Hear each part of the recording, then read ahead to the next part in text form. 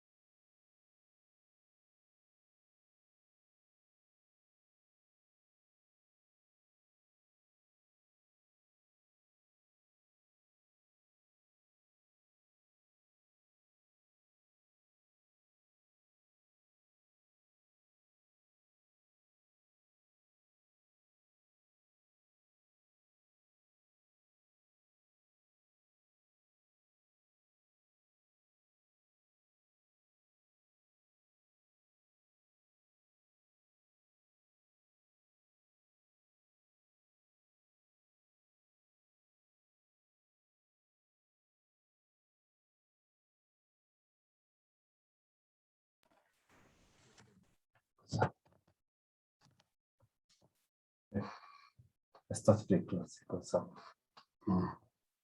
Hamjambo? Hatujambo. Wameingia wangapi sasa? 92. 92. It looks like that is going to be our quorum.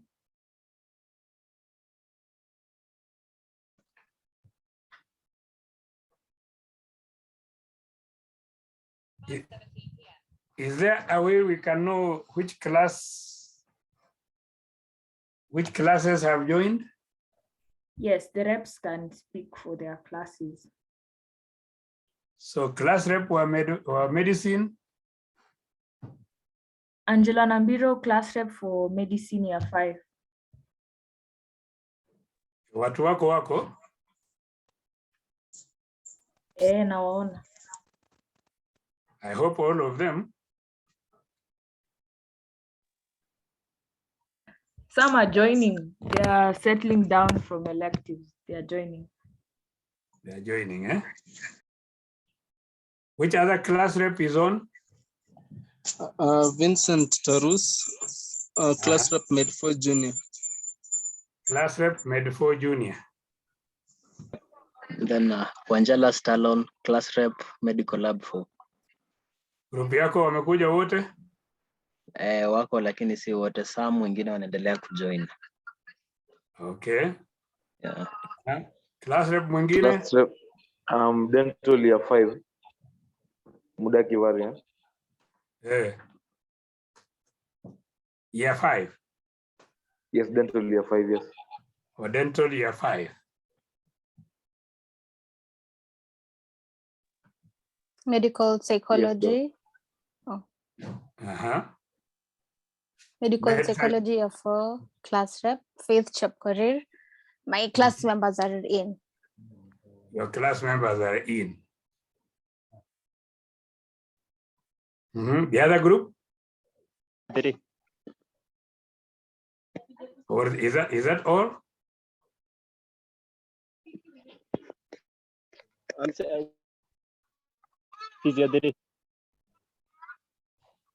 How and what? Now, it's now almost 5:20. How much more time should we give or we proceed? Let's proceed, Daktari. Economy ni ngumu. Kabisa. So that is a good place to start. We shall be talking about economics.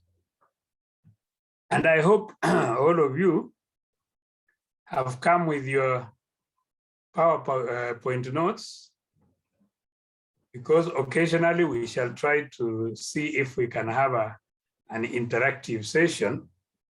Otherwise, it is going to be like a sermon. So, did we all come with our notes?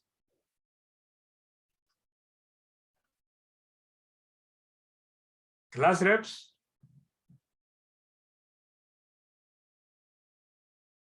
Yes.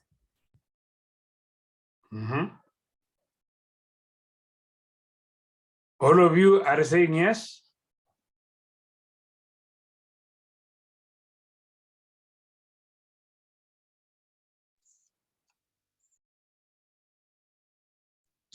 Yes.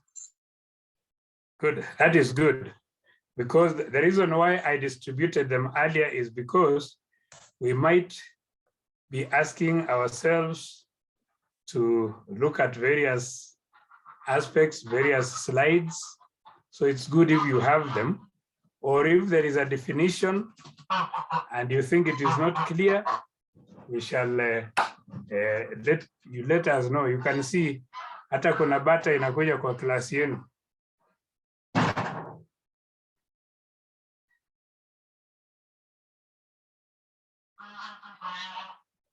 Good. Are we okay now?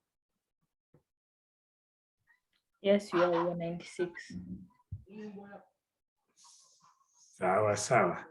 So let us get started. Okay, this is a health economics class, which will also be followed by a health financing class. All in all, we want to do between maybe approximately 4, maybe a maximum of 5 sessions. But we can do less depending on how quickly you are able to follow the class or the issues. Secondly, we are going to send you a class assignment for your CAT marks or your CAT record. You are very many, so we will have a separate discussion with the class reps, or unless you want all of us to see how you will group yourselves. I don't know how large your classes are. Med 5 electives, muko wangapi? 68. 68. Dental?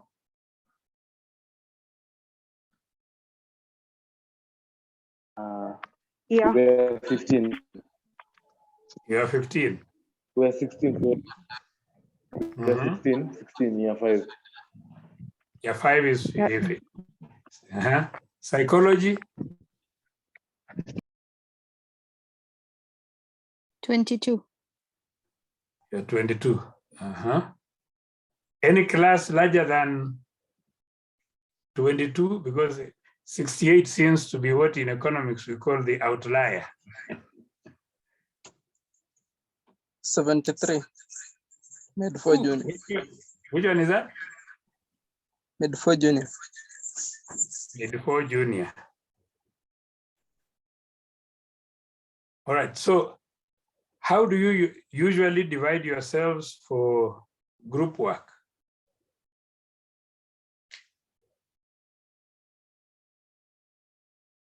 Start with a junior with the highest number so far. Med 4 junior. According to tutorials. So you group yourselves according to tutorials. Yeah. Is that a universal arrangement across board?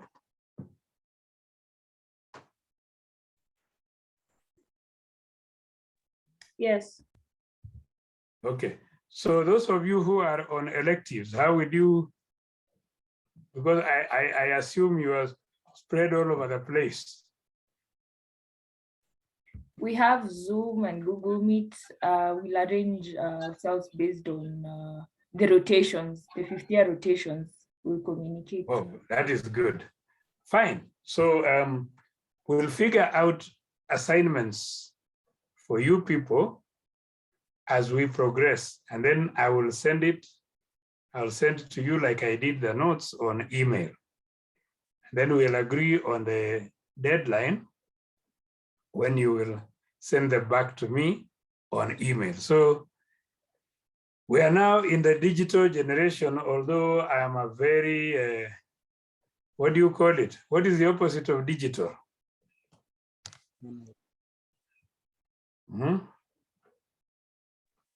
Analog. Sasa mimi ndio headmaster ya analog. Okay, fine. So now that we have sorted out that,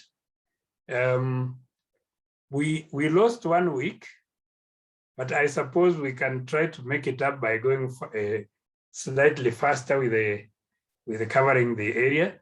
What will help a lot is if you people take your time and read the notes before we come to class, so that then you will be able to understand concepts. Also, it will help if you guys can ask questions so that I know where you are not able to understand. All right, good. So this course, you have seen the course objectives, haven't you?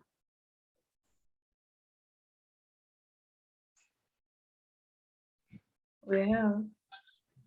You have all seen the course objectives. Oh, and by the way, we are assisted by your good friend, Norbert. You remember we were with him when we met as physically? Yes. And he sends his regards. He'll be assisting us. So now, the main purpose of this course is for you as potential health service managers to be able to make good decisions.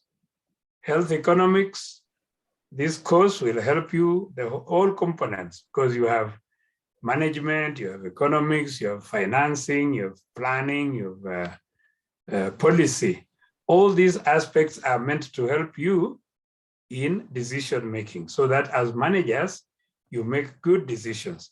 I think you remember in your management segment, you talked about the manager as a decision maker, isn't it?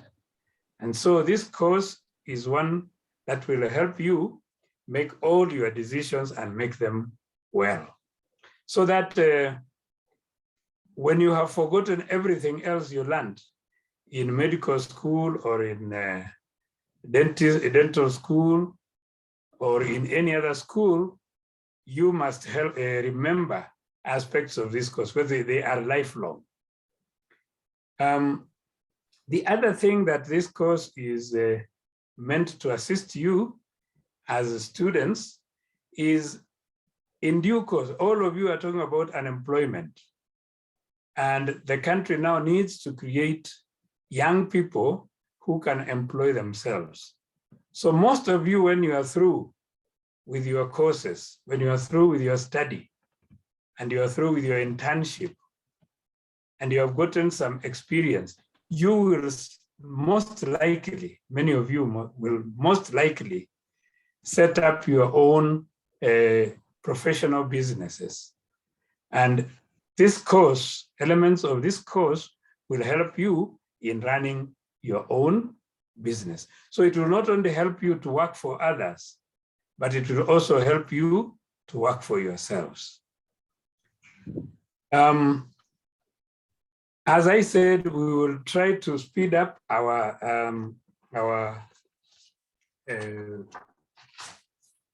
we'll try to speed up deciding on these things. And for this overview, we want to look at, as we have said, health economics. And we want to understand what health economics is all about. And we are saying that health economics is concerned with studying allocation, allocation of various resources between health, promoting, health preventive, and health rehabilitative services, as well as health maintenance services or health maintenance activities. So in other words, we look at how economics affects all those aspects of our work. So we'll study various concepts that you will have seen for those of you who have read your notes.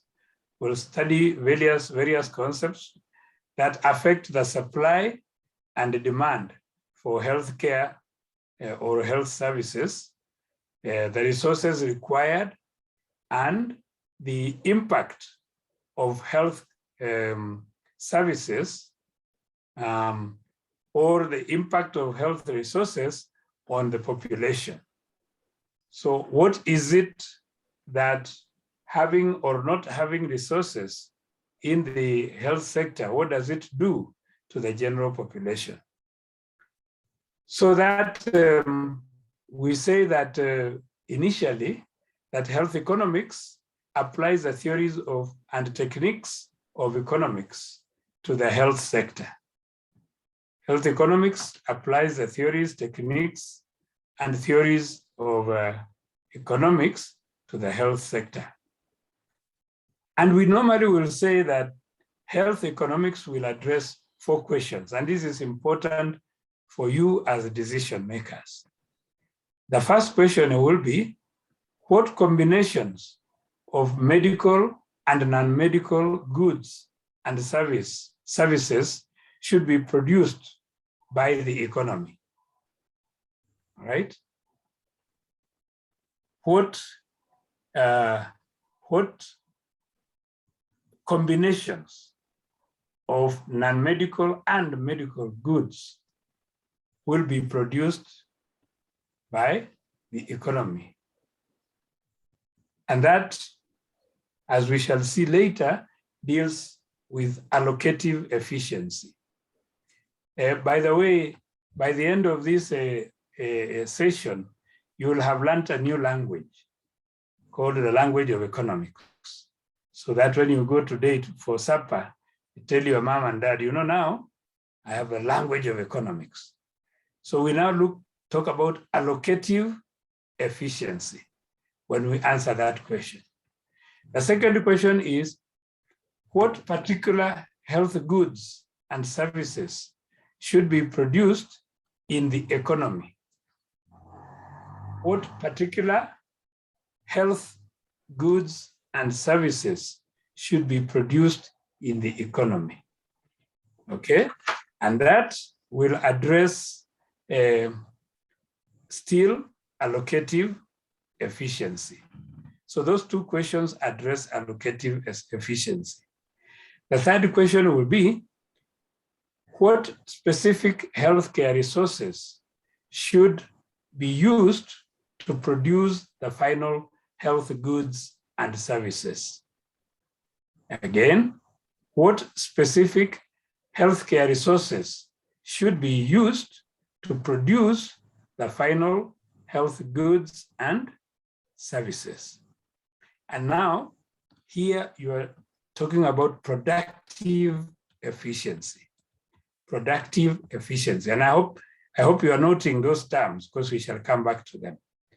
And the fourth question is, who should receive the health goods and services that are produced in the economy? Who should receive these health goods and services? And that addresses the issue of equity. Addresses the issue of equity. So if you underline those, then we shall keep coming to them. So what then is health economics? How do we define it simply? Simply, we define health economics, and when you do your reading, you will find that various scholars define health economics differently or variously. Okay, but generally, we look at health economics as the application of the discipline and the tools of economics to the subject matter of health. As I say, that is one definition. The application of the discipline of economics to the subject matter of health. And we shall find a few more. So that then, health economics looks at those sets of goods and services which consumers, and consumers here, we mean patients in our field, use solely or primarily because of their anticipated positive impact on health status. So any services that are produced in the economy whose object or whose consumption will lead solely or primarily to improvement, or to positive impact on health status improvement, those are our concern.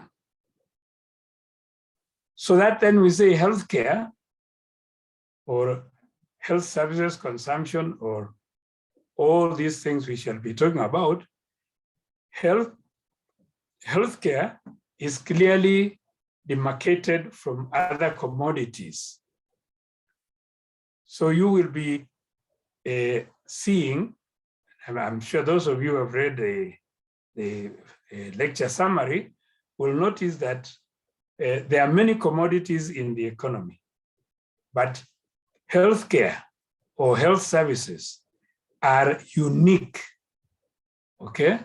They are unique commodities which influence health and which are not necessarily consumed for their perceived direct satisfaction just by their consumption, but are consumed because of their impact on health or health effect. So that in health economics, we make a connection between health and the resources that are consumed to promote our health status. So far, so good? Yes. Good. Sawa sawa. So health economics, therefore, can also be seen as the study of how scarce resources are allocated among alternative uses for the care of sickness and the promotion, maintenance, and improvement of health, including the study of healthcare and health-related services, their costs and benefits, and health itself are distributed among individuals and groups in society. That's a mouthful. So let's go about it one by one. I think in your PBL, you talk about underlying the keywords, isn't it? So let us underline a few keywords. The first keyword is which one? What would be the first keyword there? Med4 Junior? What would be our first keyword?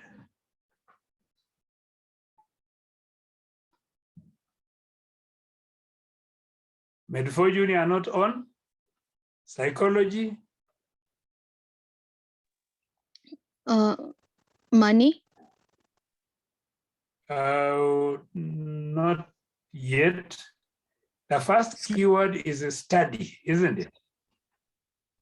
It's the study of how scarce resources. So what is the next keyword or words? Scarce resources. Resources. Beautiful. Then are, and what is the next word? Allocated. All right? So the next keyword is allocated. Alafu, among, and then alternative uses. Alternative uses. And then the next one is the care of sickness. The care of sickness. This is an old definition, so you'll find some of these definitions are interesting, but they are good for you to be able to understand. So you say alternative uses, you underline that, and then care of sickness, and then promotion, and then maintenance, and then improvement, okay, of health. And you will notice that these keywords are words that will come as you continue reading, or as you continue entertaining yourself in this course. Healthcare and health-related services. Healthcare and health-related services are the other underlined words. Then you have costs and benefits. Costs and benefits. And then distributed among individuals and groups in society. So all these things must be distributed among groups and individuals in society. So you now have been introduced to quite a mouthful of terminologies, which will help in the language we said we are learning. Okay? So in which case, you will not be able then to understand health economics without understanding the general economics, or what we can call the standard economics. Okay? And if just briefly, let's just look at generally what economics is all about so that we can understand health economics. Okay? So what is economics? The concept of economics has evolved over about the last 2 centuries. Started at the end of the 1700s and has evolved up to now. And initially, economics dealt with what was considered as the wealth of nations. In other words, economics was looked at as a study of the welfare of man and how man can keep that or maintain that welfare. And in those days then, it was a study of mankind in his ordinary business of life. Remember those days, they thought of economics as an understanding of what constitutes man's welfare in his ordinary business of life. Then that has evolved until now. You have definitions that now look more at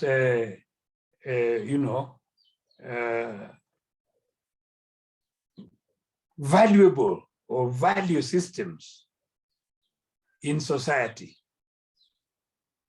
Now we are looking at economics as the study of how societies use scarce resources to produce valuable commodities and distribute them among different people. Again, if we were to go to our keywords, okay, now that we define economics simply, so you look at them as the study of how societies like ourselves, you people in your various classes, you in the College of Health Sciences, you in Moi University, you in Uasin Gishu, you in Kenya, you in the world, how societies use scarce resources. Meaning, now we introduce a new terminology, scarce resources. In other words, we do not have an endless supply of resources. Our resources are few, but our needs are many. So, but how do we use these scarce resources to produce valuable commodities? Now, produce is a new word, and valuable is a new concept. The concept that whatever we do must have some value. So to produce valuable commodities, and then we're back to the old word, distribution, remember? So how do we distribute them among different people? We talked earlier of different individuals or groups in society. Now those times they said different people. So that is how economics now is looked at. Any queries so far? Feel free. This is not a sermon, so any queries so far?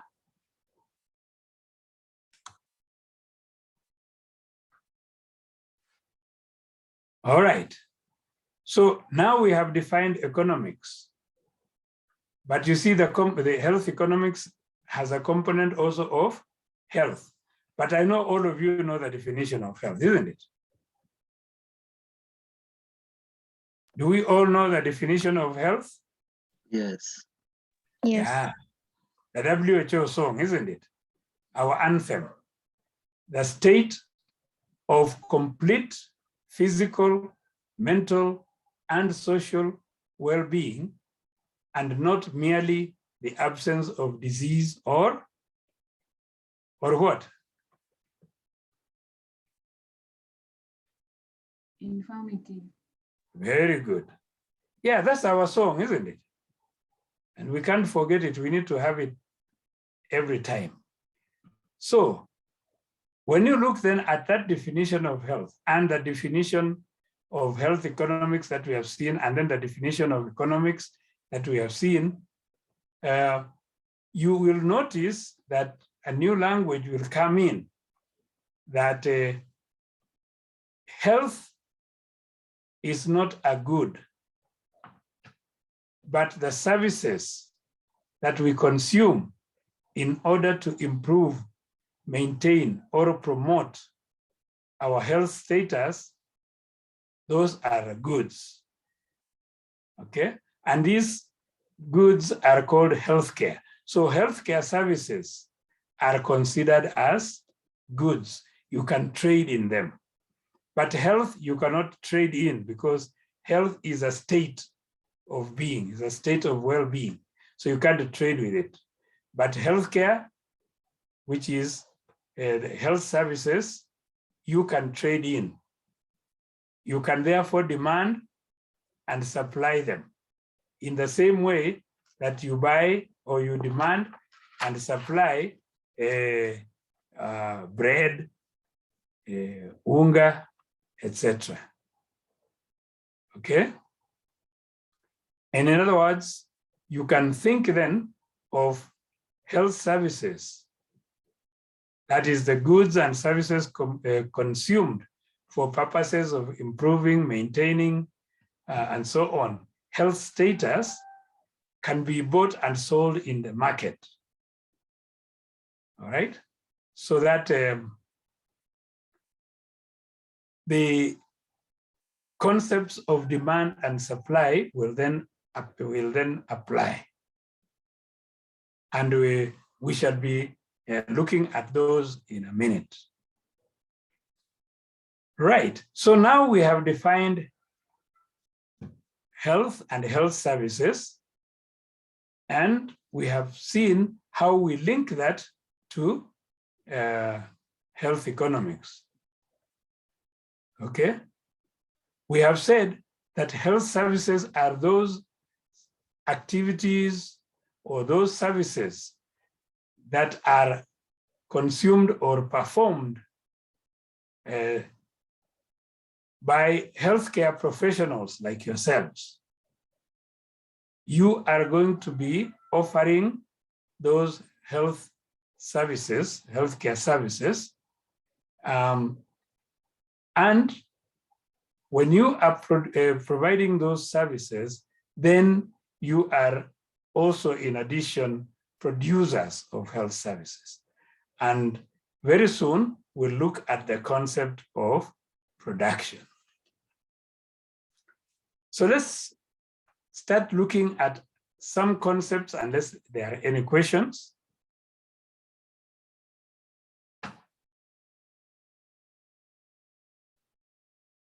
No questions? You're tired at the end of the day?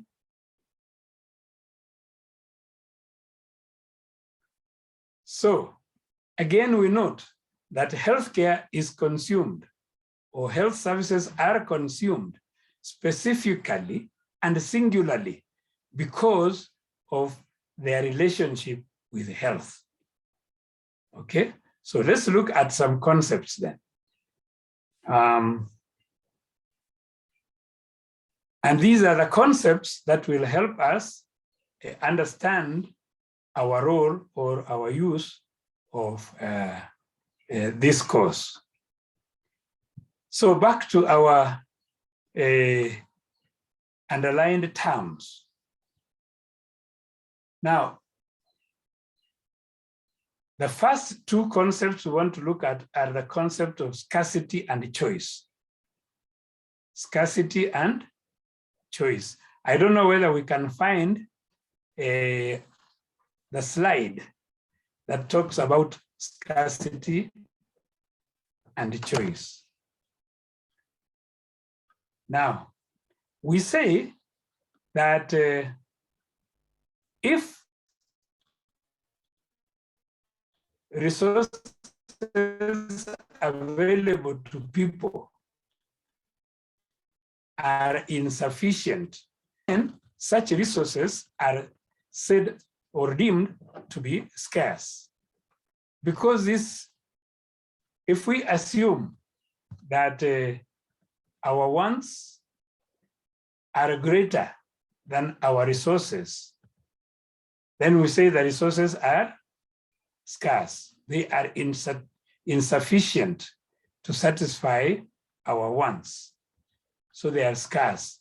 Haitoshelezi. All right? This concept of scarcity is very important in economics because it is the one that makes decision-making very difficult. And scarcity brings in the issue then of choice, because then your resources are limited and cannot satisfy all your wants. So therefore you must make choices. And you have to make choices because your resources are limited. Because your resources are limited, the use of one resource to satisfy a given want make that resource no longer available for any other use. Are we together? So the use of one resource on a given activity or a given services makes that resource no longer available for any other use. So if you use resources, more resources on one thing, then there is less resources available for any other. And perhaps the best way to illustrate is this. You see, now you are sitting in class, isn't it? Hello? Hello. Yes. Yeah, so you are sitting in class, isn't it? It's a choice you made. Others of you would be in social places, having a nice time, isn't it? Others of you would be studying very hard. Now you have made a choice. Because you are sitting in class, you are not available in the bar or in the hair salon or in your cube, in your hostel.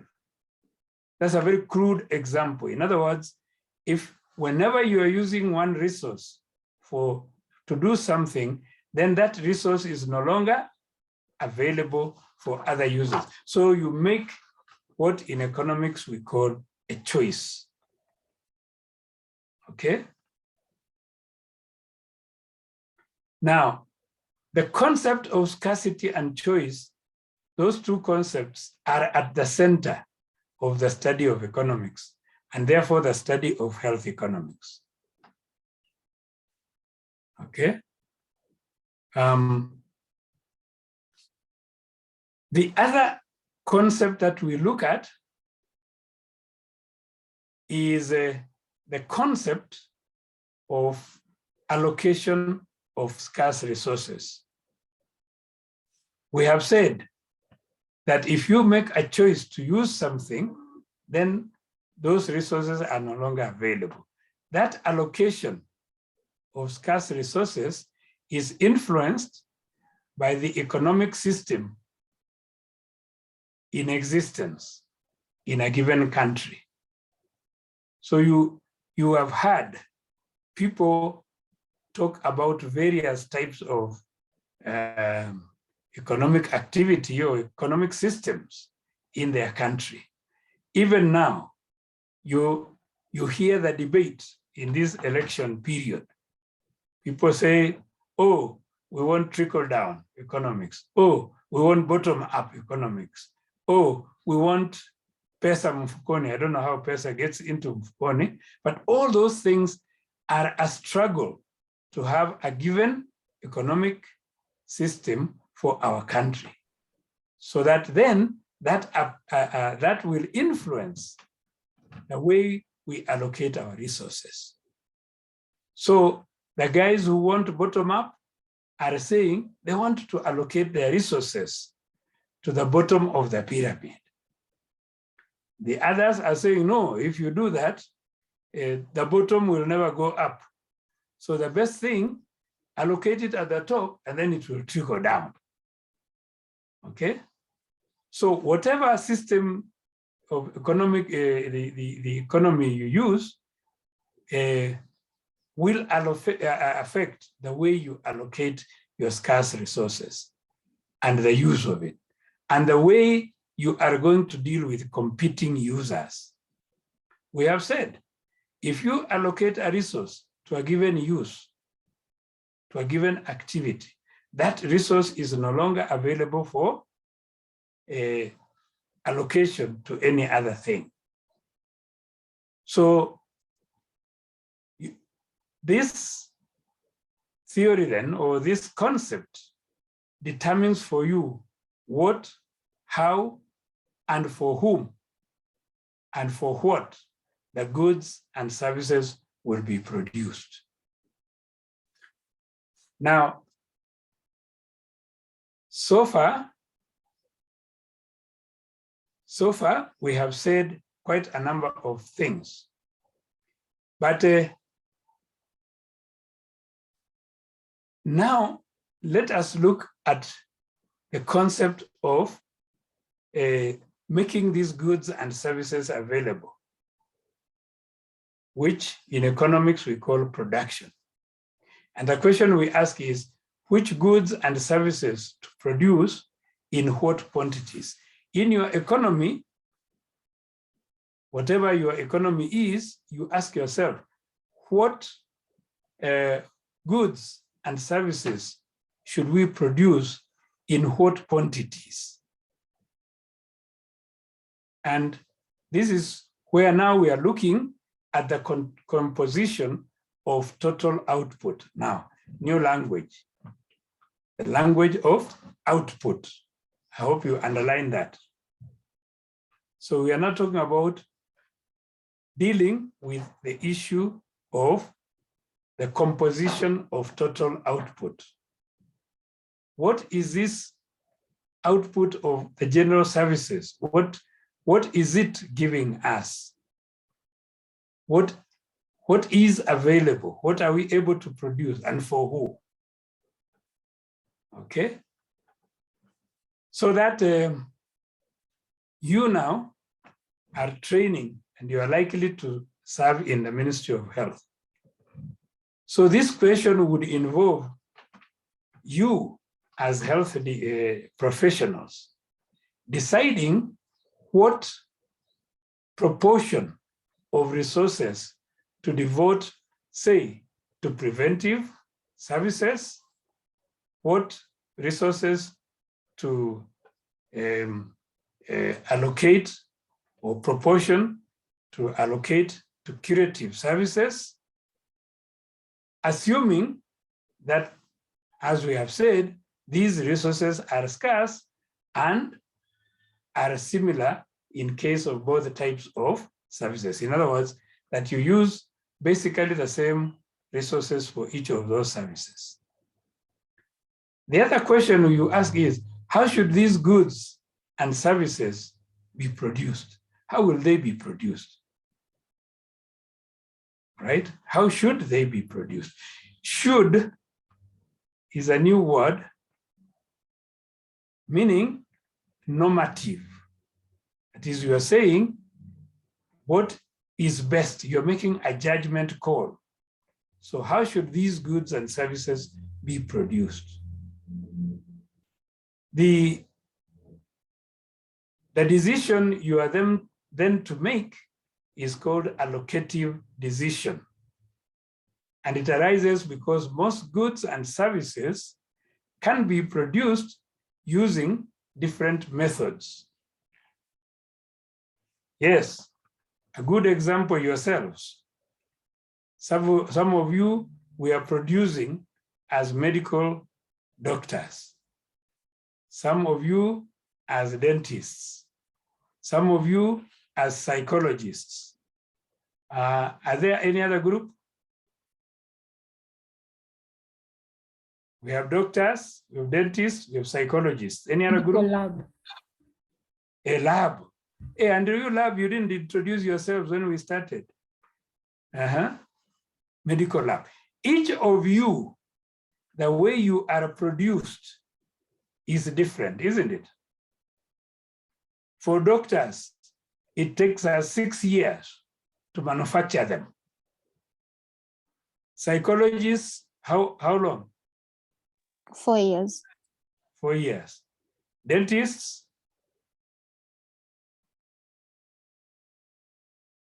Dentists, how many years? 5. 5. Medical lab, 4 years, isn't it?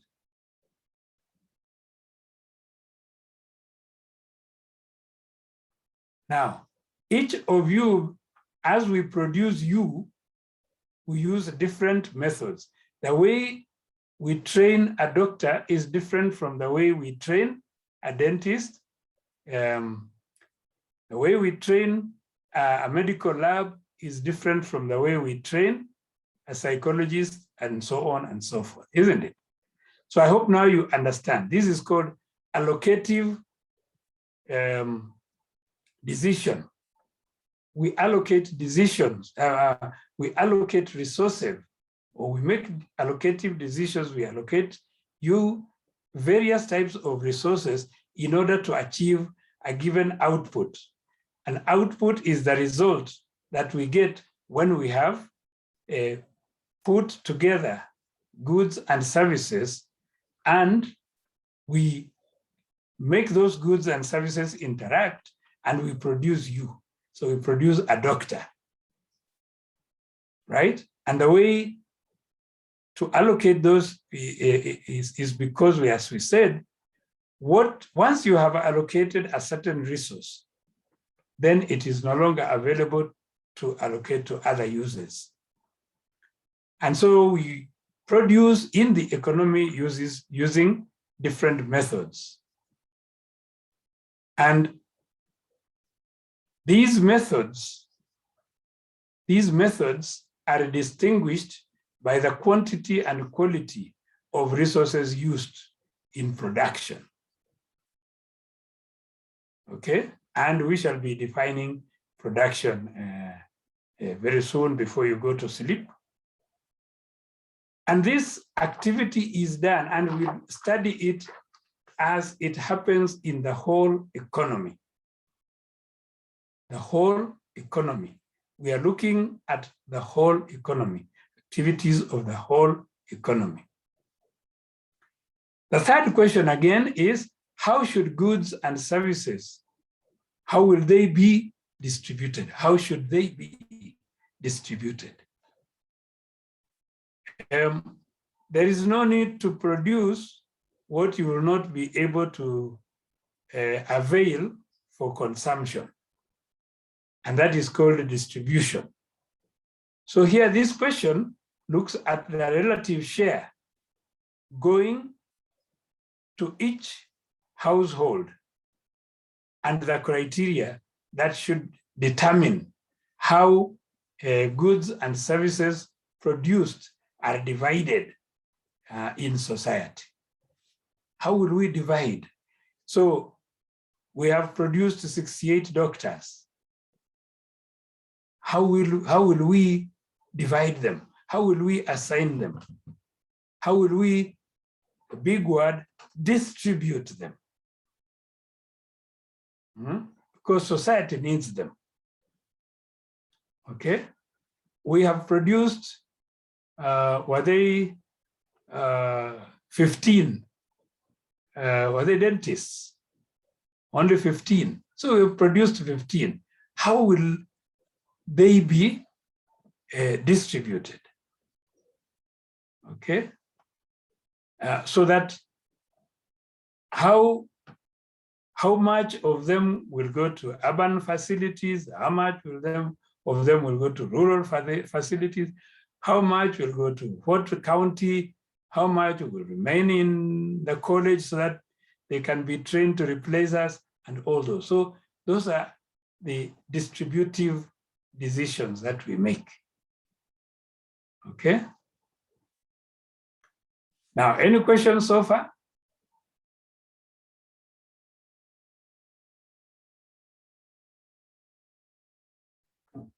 So far, so No question? Yeah. Okay. I want us to deal with the next thing, which affects our decision making. And this is the concept of opportunity cost.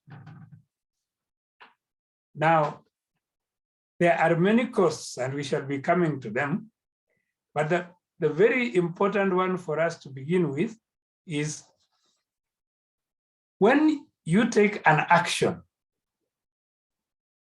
okay, it means you are not available to take another action simultaneously. So the opportunity cost of an action is the value of the best foregone alternative action. Underline the words best foregone alternative action, right? So the opportunity cost of an action is the value of the best foregone alternative action. What is the opportunity cost of you sitting in class as we are now? Any volunteers? What is your best foregone alternative? Cycling. Huh? Cycling. Cycling. You would be cycling now. That's the best foregone activity for you. Huh? Another one? sleeping. Sleeping, yes. You could be sleeping, isn't it? So your opportunity cost is that foregone activity. That activity you would have been doing, but you are not doing. That is the opportunity cost of you sitting in this class. Okay? And it is important for us to understand opportunity cost concept, because opportunity cost arises because many resources are scarce. We still come back to the same. Many resources, or resources generally, are scarce and have alternative uses. Now, in economics, resources are seen to have what is called alternative uses. It means one resource can be used in more than one way. Alternative uses. And that is very important. You see, you have a resource. Say you have 100 shillings. These 100 shillings can be used to do many things, isn't it? Yeah, you can buy a loaf of bread. You can buy chewing gum. Some of you chew gum. You can use the same 100 to buy a kofia, and so on. It has alternative uses. So that understanding the concept of opportunity costs assists you to understand how it applies to individual firms, companies, deciding what combination of goods and services to produce. Companies always must make those decisions. Yourselves also must always make those decisions. Our college must make those decisions. Our country must make those decisions. Okay? So producing of one commodity or acquiring additional capital equipment involves foregoing alternatives. When we say we shall spend our money to train doctors at the College of Health Sciences, that those resources are no longer available for us to employ more police officers. Okay? So that concept is very important for your decision making. And I'm sure from today, you are now going to be very reluctant to waste your time. You're going to be calculating the opportunity cost of doing those things which are not very useful after you have already paid us for us to educate you here. Any questions so far?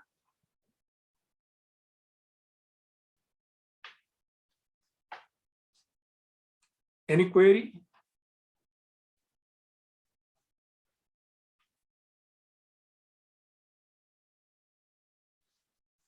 So we have kept using this word production. Production, production, production. We kept using it. What is this concept called production? What is this thing called production? And what are the related concepts? So let us look at what you will call production function. The production function. Now, this is a technical relationship telling the maximum amount of output capable of being produced by each and every set of specified inputs or factors of production, which includes the following broad descriptions. Now, first of all, let us again go back to our keywords. The first set of keywords is a technical relationship.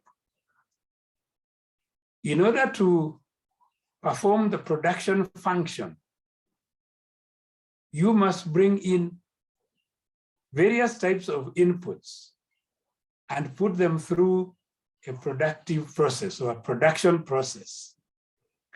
That relationship between the various inputs and the production process is called a technical relationship. Now, the next keyword, telling the maximum amount of output. When you mix the various inputs and put them through a production process, at the end of the production process, you get what is called an output. So, new language. Inputs into the production process equals outputs. So inputs are the resources or raw materials that you take through the production system, a mix of them, and that produces for you an output. And this output is also called a product. Okay? But this output that you have gotten from the production function or production process must be capable of being produced by each and every set of specified inputs. In other words, any input mix will give you a different set or a different type of output. And so if you look at the relationship between the various inputs you have mixed and put in together, then you get a specified output. Or sometimes we call them, these inputs, we also call them factors of production. The inputs are also known as factors of production. Now, you can tell me, what are some of these factors of production? I know you know them. Hello, fire away. What are some of these factors of production? Labor. Labor, good. Ngine? Machines. Machines, yes. Ngine? Capital. Capital, good. Ngine?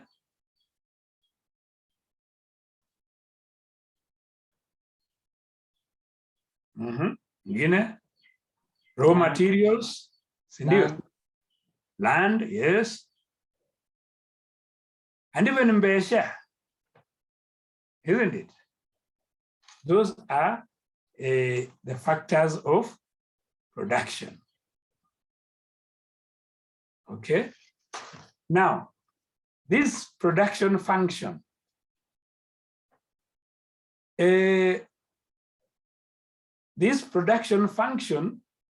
is carried out, and we have developed what we call a production theory.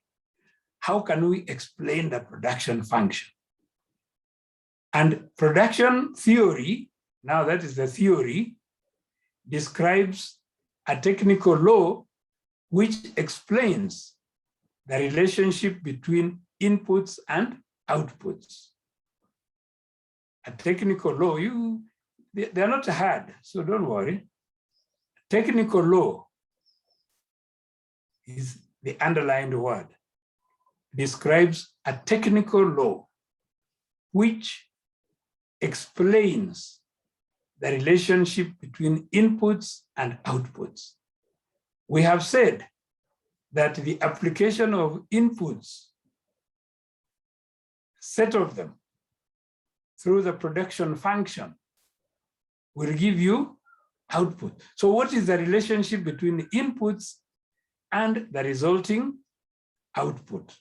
That law that explains that relationship is what we call the production theory.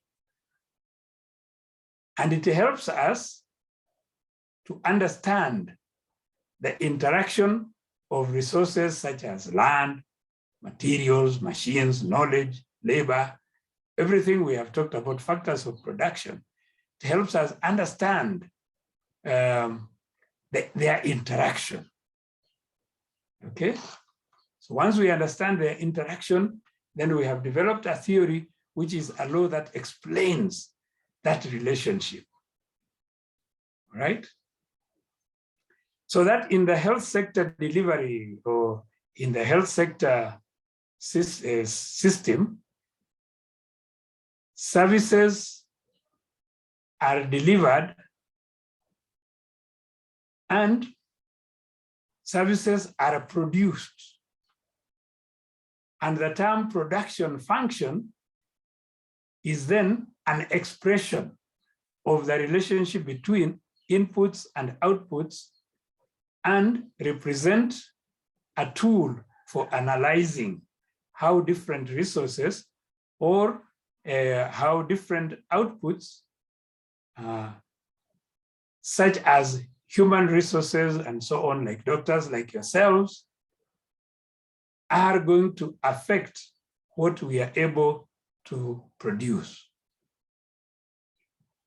So in the health sector, we bring the same concept to explain what is the relationship between the doctor that we are producing, the hospital that we are putting up, the patient that is going to come, and the improved health status that that patient gets when he has come to us. So that is very important. We want, for example, to understand as health service providers how our services are produced. That is how we make our outputs, and how those outputs are distributed, and then a new terminology, consumption. Consumption. How our services will be consumed.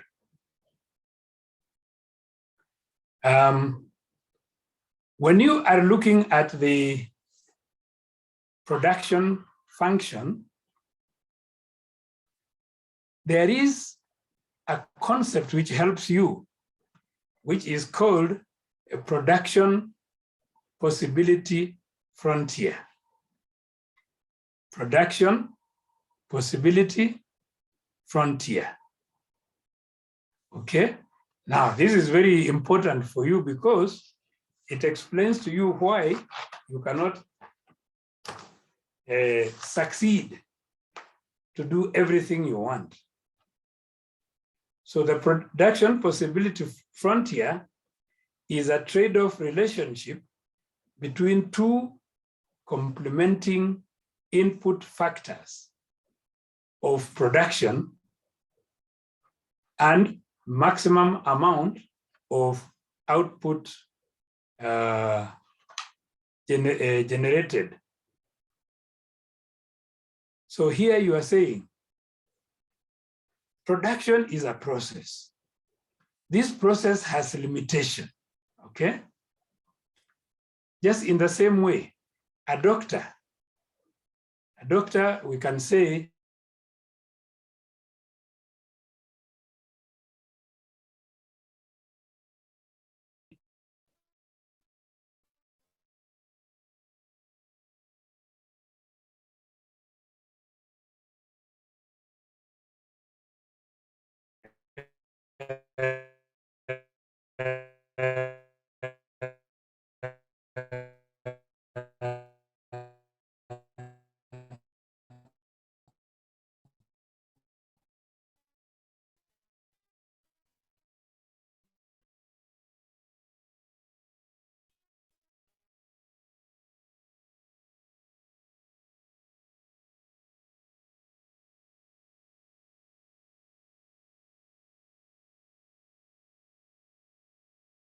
how long to allow a doctor to work if you want maximum production from him. So if you require a doctor to work for 8 hours, will you get maximum production? So what is the optimum production time that you might want your doctor to work? You might say the optimum time is for example, 3.5 hours. So that you say after 3.5 hours, we will relieve our doctor, apumzike, alafu arudi. Right? Now, these theories and functions also have a new concept or an additional concept, a concept called marginal product. When you have done the production function and you're producing outputs, there are things called the marginal product. Those of you who have read, can somebody tell me the marginal product?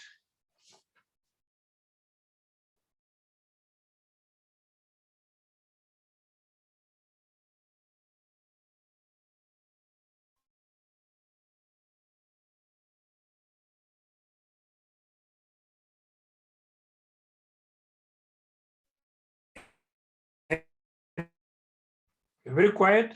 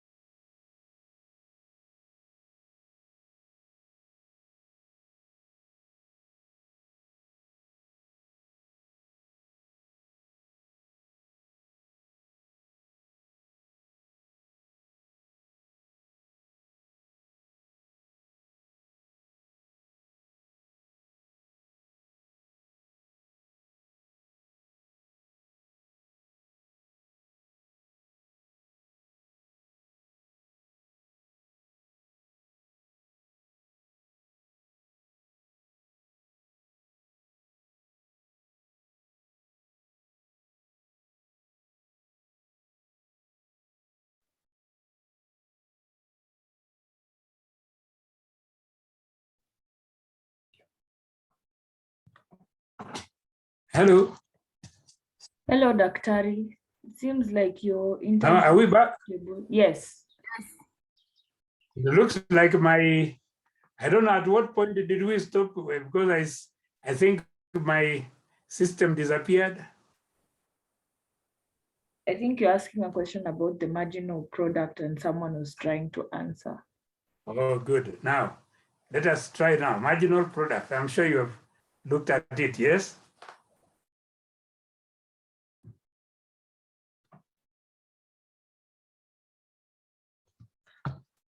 Try, there are no wrong answers.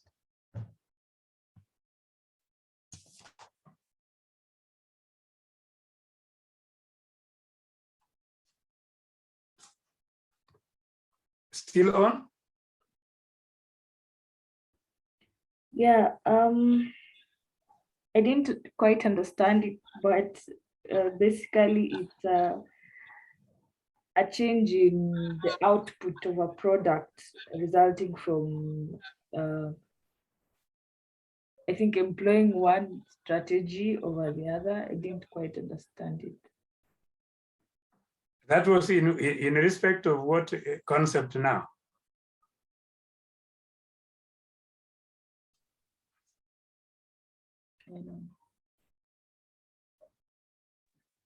Production concept. For the production concept. Because we said that a production function will explain to you what happens when you get different types of inputs put through the production process and what outputs you will get, isn't it? Are we together? Yes. Yes. So what you get is called an output when you've done the production process. The output is also called a product. Are we together? Yes. So now we want to look at a concept they call marginal product. And this is the relationship between amount of output generated from additional units of input. You see, we said that we get production by putting various inputs together, isn't it? And putting them through the production process. Every time you add a new unit of input, you get an output or a product. That product, which results from that additional unit of input, is what you call the marginal product. Are we together? So for example, supposing you had 2 cows, each cow producing 5 liters of milk. So how many liters of milk are you then producing, say, in a day?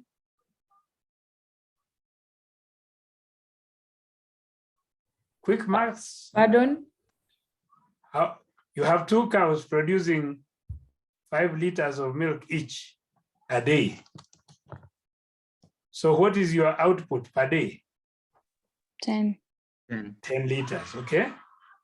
Then you add another cow, which produces 3 liters a day. What is your output? 13. 13. What is the addition that you get from introducing the third cow? 3. 3. But in relation to the first 2, what is the difference?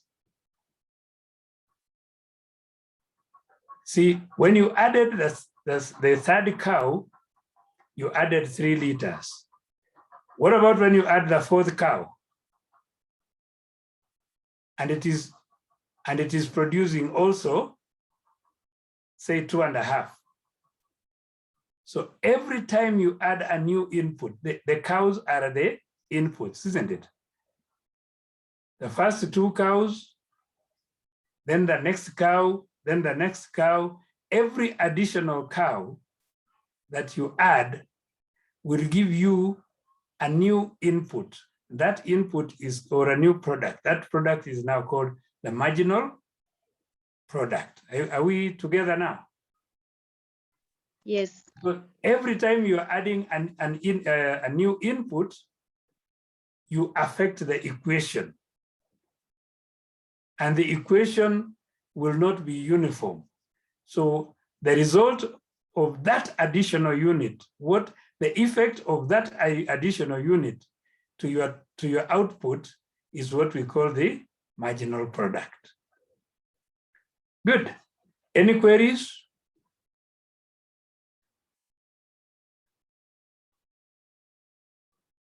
So if we were to summarize what some of the things we have said today, so that I know you guys are almost sleepy now. Yeah? If we were to look at what we have said today, we have looked at various concepts that we need to understand in health economics. And we have looked at the concept of production, the production process, the production possibility frontier, and marginal product. Those are very important concepts to help us in decision making. And we have looked also at scarcity, which brings about choice. And these choices and scarcity concepts also dovetail into the concept of production. Because we have said our wants are unlimited, our resources to satisfy them are limited. So therefore, we have also looked at the fact that productive resources have alternative uses. That is, they're using one product, a resource in one activity makes it unavailable for other activities. And we have said, because of that choice, because of the choices we must make, that constitutes the concept of opportunity cost.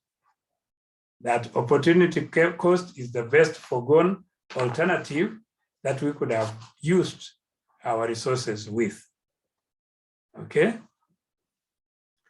So, any queries now? So in our next overview, because I think you had a good start dose today of new language, please continue reading our lecture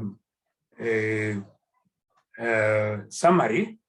But in the next overview, we shall go now into other concepts, including the concept of demand, supply, the market, and perhaps if we are able, also the concept of costs, benefits, and economic evaluation.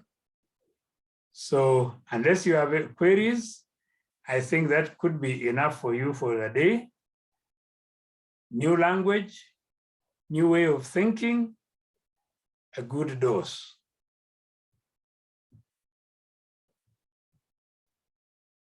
Thank you so much, Dr. Mumejienjoy kweli? Naona mlinyamaza? Watu tumechoka. I think most of us have been at the hospital the whole day and they're tired, so, but they're listening. Good, good, good. I told you the best thing is to enjoy these things. If you don't enjoy, inakuwa ngumu. Yes. But So, yeah. so do we meet next week? Yes, we'll meet next week, same time. Unless Same the rest of the class decides otherwise. Please be looking at your emails because we'll try to work out some exercises for you to help you and also to help with your cut marks. Okay. Good. Bye now. Meet Bye. next. Meet next. I don't get too tired next Wednesday. I will buy you lollipops.